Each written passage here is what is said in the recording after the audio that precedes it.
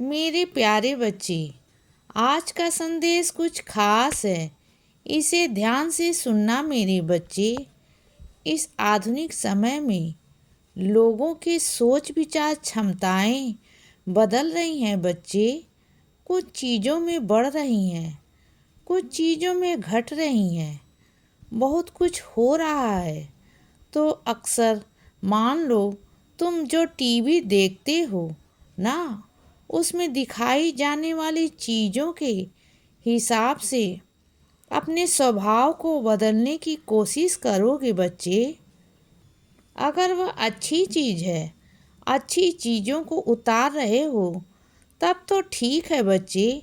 लेकिन अगर वो कला कलेश करने वाली चीज़ें हैं, वैसी चीज़ें अगर तुम्हें बहुत अच्छी लग रही हैं ना, तो मैं कहूँगा कि तुम दूर हट जाओ बच्चे। उसे मत देखो बच्चे।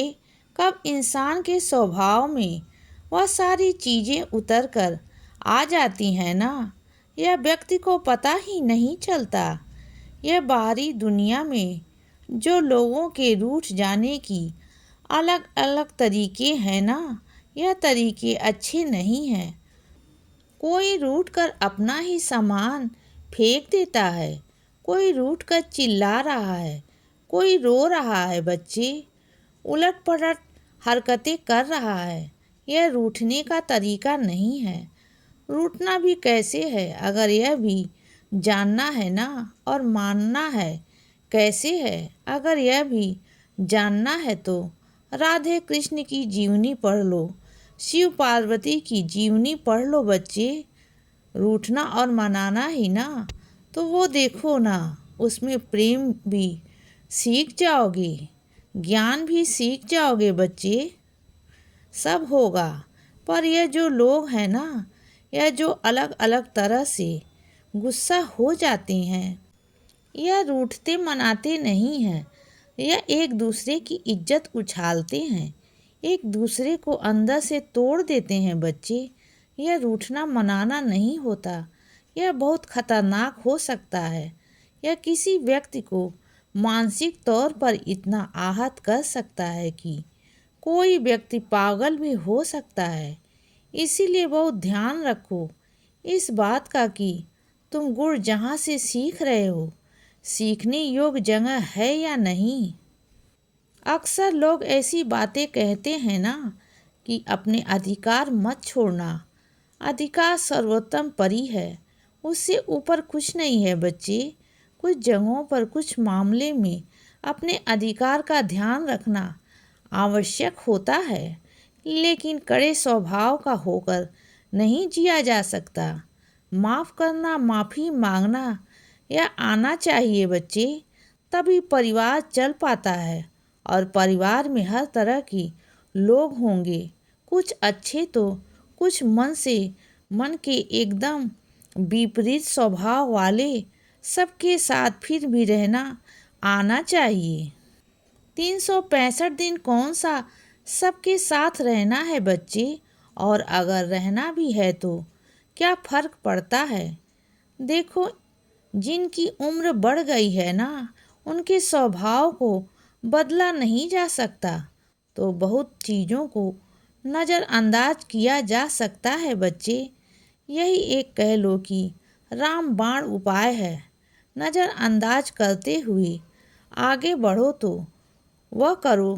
तुम याद रखो, रिश्ते तोड़ देना, परिवार तोड़ देना, सब कुछ खत्म कर देना, सब कुछ बिखेर देना बहुत आसान होता है, लेकिन समेटना बहुत मुश्किल होता है बच्चे। टूट गया सो जुड़ ना पावेगा, और जो जुड़ने में वक्त लगा तो पता नहीं कितना लग जाएगा। इसीलिए बहुत सावधानी से अपनी परिवार को जो प्रेम से रखो, और याद रखो, प्रेम की जीत होती है।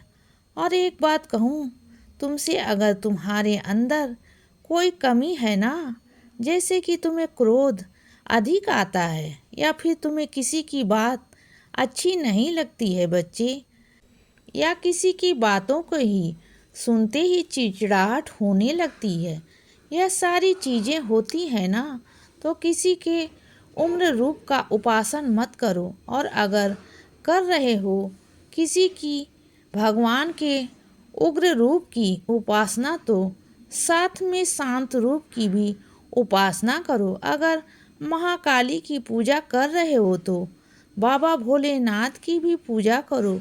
विनती करो कि मेरे अंदर से क्रोध हटे, मेरे अंदर प्रेम आए।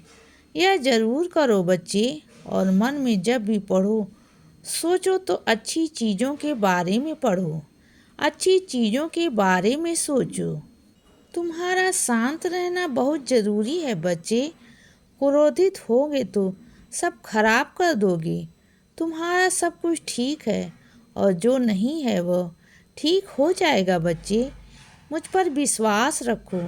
उसकी रहमत में, उसके रहम नज़र में थोड़ी देरी ज़रूर हुई है, लेकिन वह तो तुम्हें फर्ज से अधिक तक उठाकर देने वाला है।